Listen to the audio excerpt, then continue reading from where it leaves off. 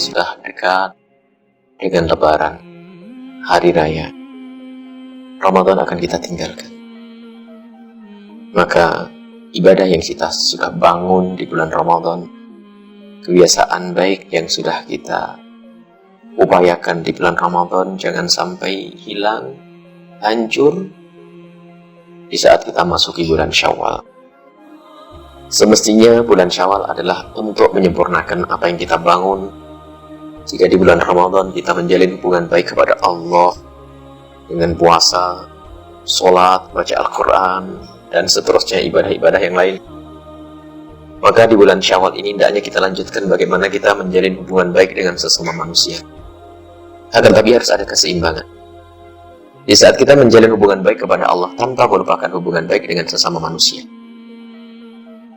Dan di saat kita ingin menjalin hubungan baik dengan sesama manusia, hablum minan nas, silaturahim. Jangan sampai kita menjadikan hubungan baik kepada Allah rusak. Banyak orang di bulan Ramadan, di bulan Syawal hanya sibuk dengan urusan kunjung mengunjungi berhari raya.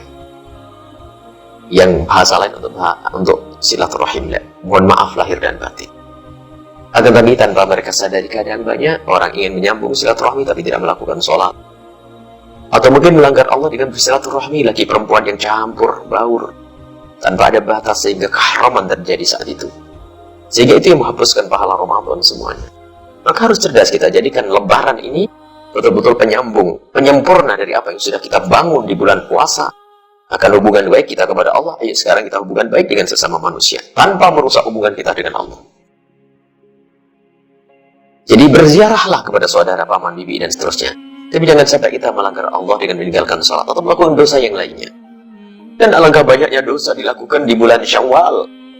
Lagi perempuan yang tidak ngerti batas halal haram, sehingga mungkin terjadi perzinaan bersama senang-senang yang dihadirkan di bulan Syawal, karena itu adalah hari gembira, hari raya. Tapi hari raya bergembiranya tidak dipandu dengan syariat, tidak dibimbing dengan pendidikan dari Rasulullah SAW, sehingga apa? Dia berfoya-foya, hura-hura, dan seterusnya.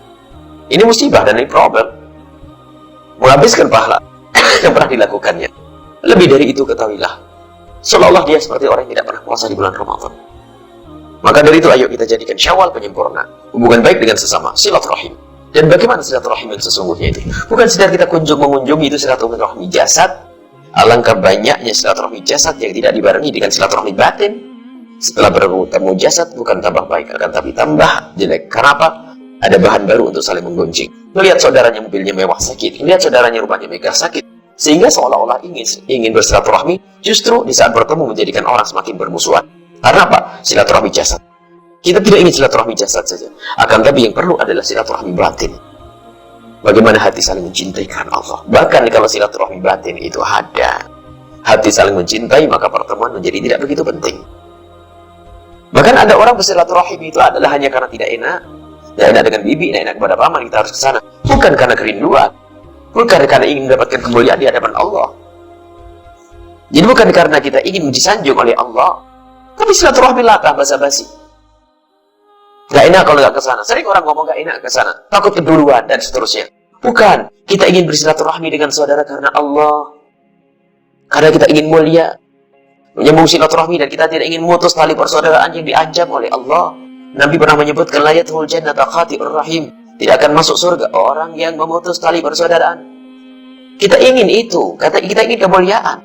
Akan tapi ketahuilah, di saat seorang hamba menjalin hubungan baik sesama manusia ini, ternyata tidak berhati-hati, tidak dibarengi dengan syariat, maka bisa saja menjadikan Allah murka. Dan hubungan baik dengan sesama manusia, silaturahmi batin, itulah yang terpenting yang menjadikan silaturahmi lahir kita berkualitas.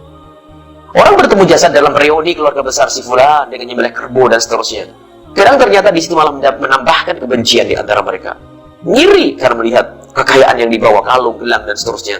Bahkan mungkin punya bahan baru di saat berpisah untuk saling menggunjing, na'udzubillah. Karena silaturahminya jasad saja basa-basi, reuni kelapah saja. Karena masyarakat adakan reuni hall keluarga besar, bukan. Tapi bukan mencari hati.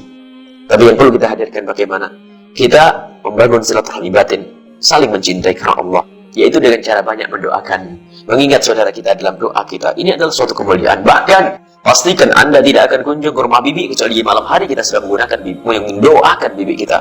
Kita tidak akan kunjung kepada saudara kita kecuali sudah kita pastikan di malam hari kita memanjatkan kepada Allah segala kebaikan untuk saudara kita. Ini yang dikatakan oleh Allah sebagai orang yang saling mencintai karena Allah Subhanahu wa taala.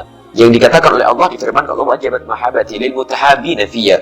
Wajib mendapatkan kecintaan dariku orang yang saling mencintai karena aku. Saling mencintai karena Allah. Mutajawlisina fiyya. Duduk karena Allah. Saling duduk karena Allah. Mutazawirina fiyya. Bertemu karena Allah. Bukan karena gak enak, tapi karena Allah, ingin menjalin silaturahim karena Allah. Walil mutabadilin, saling memberikan hadiah karena Allah. Memberi hadiah karena Allah. Dimulai daripada kerinduan kita untuk memberikan kebaikan kepada saudara kita dengan memperbanyak doa.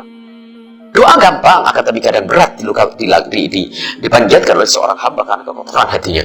Akan tapi di saat kita lapang dan mudah mendoakan saudara kita, tanda kebersihan hati. Maka dari itu, silaturahmi batin itu adalah dahulukan sebelum silaturahmi lahir. Yaitu dengan banyak mendoakan di saat kita belum bertemu dengan saudara kita. Kemudian silaturahmi batin setelah silaturahmi lahir saat itu. Dan jika kita hanya mementingkan silaturahmi lahir, tidak akan membuahkan apa-apa. Yang ada hanya basa-basi, ternyata permusuhan masih ada, kebencian masih ada, kedengkian masih ada. Dan sungguh rendah orang yang belum tahu makna silaturahmi batin. Bagaimana kita sekarang? Ayo, bersama-sama silaturahmi batin. Kita doakan bibi kita, paman kita, saudara kita, bahkan yang bersalah kepada kita, yang aniaya kepada kita. Lalu kita doakan dengan doa-doa kemuliaan. Itulah hakikat menyambung silaturahmi. Disabdakan Nabi, laisal wasilu bil mukafi. Orang yang menyambung silaturahmi bukan orang yang di saat dibaikin lalu balas kebaikan. Membalas kebaikan bukanlah silaturahim. Akan tapi silaturahmi adalah barang siapa man idza quti'at rahimu, kalau ada orang jahil kepada kita, kita memulai silaturahmi, kita menyambung. Di saat kita dijali, kita menyambung. Itulah tingkat yang paling mulia. Dan itu semua dimulai dengan saling mendoakan di antara kita. Semoga kita menjadi hamba yang saling mencintai karena Allah Subhanahu wa taala. Wabillahi taufiq wal hidayah. Wassalamualaikum warahmatullahi wabarakatuh.